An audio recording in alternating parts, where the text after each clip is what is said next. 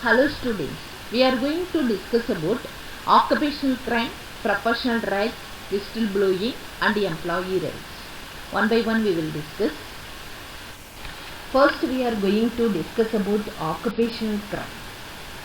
Occupational crimes are illegal act made possible through a person's lawful employment.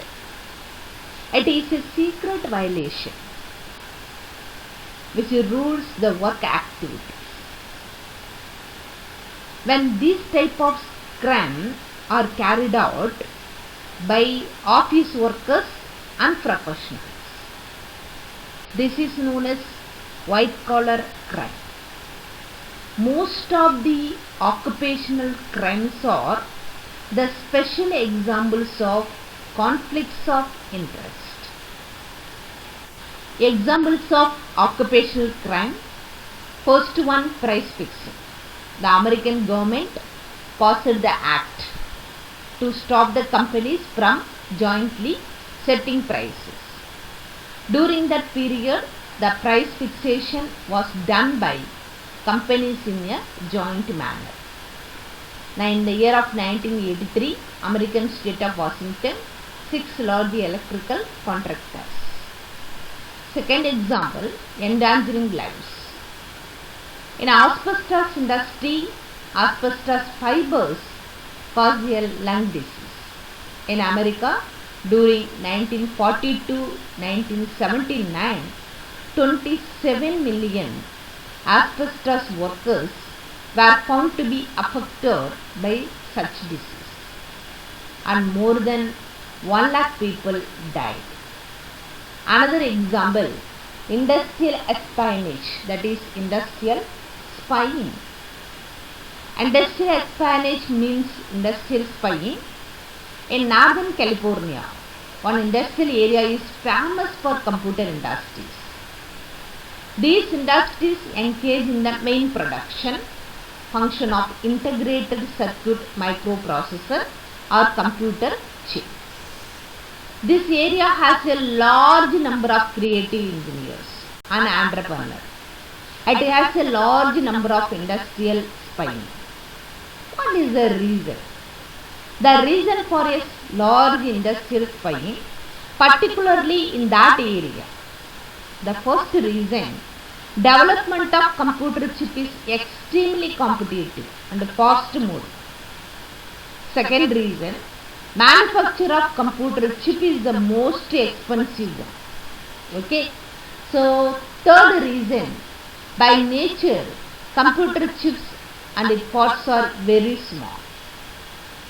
Enforcement of law has been ineffective. Last reason, employees who are revealing secret won't be carrying out such activities directly. Are you clear? Okay. People committing occupational crime usually have high standard of education, from a non-criminal family background, middle class male around 27 years of age with no previous history, 70% of the time. Those who have troublesome life experience in the childhood, people without firm principles, firms with declining profitability, firms in highly regulated areas and volatile market. Example, pharmaceutical, petroleum industry. Next we are going to discuss about professional rights. The right to form and express one professional judgment freely. This is also called the right of professional conscience.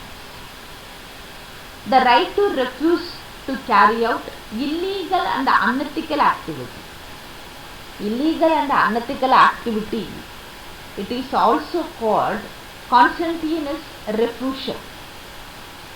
For example, unethical and illegal activities that can be refused are falsifying data, forgetting documents, altering test result, giving or taking bribe.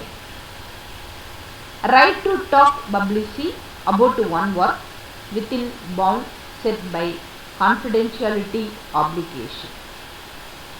So here this should be done within limit of decency, confidentiality and loyalty. Right to engage in the activities of professional societies, attending membership programs and seminar and typical activities to promote the professional society. Right to protect the client and the public from the dangers that might arise from one work. So here it should be done without damaging the reputation of the employer. The views can be expressed through the professional society to get a back. Right to professional recognition of one's services. Engineers have a right to professional recognition for their work and achievements. So many times, engineers who are labored to get patent on their organization are not adequately remunerated. Based on the reason of the organization and the bargaining power of the engineers, and a reasonable salary or remuneration for patent discovery can be worked out. Okay. Next we are going to discuss about whistleblowing.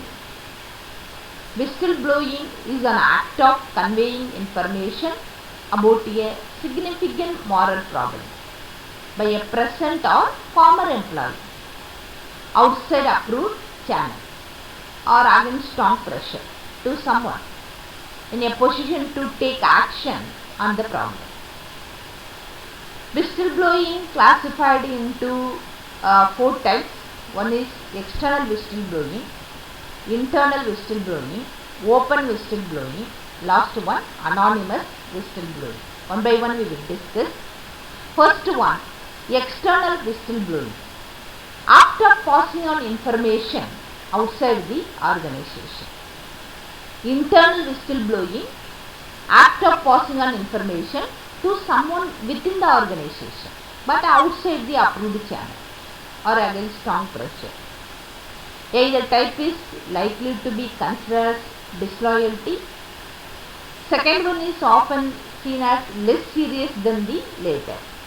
From corporation point of view, both are serious because it leads to distrust, disharmony and inability of the employee to work together. Open whistleblowing is nothing but individuals openly revealing their identity as they convey the information.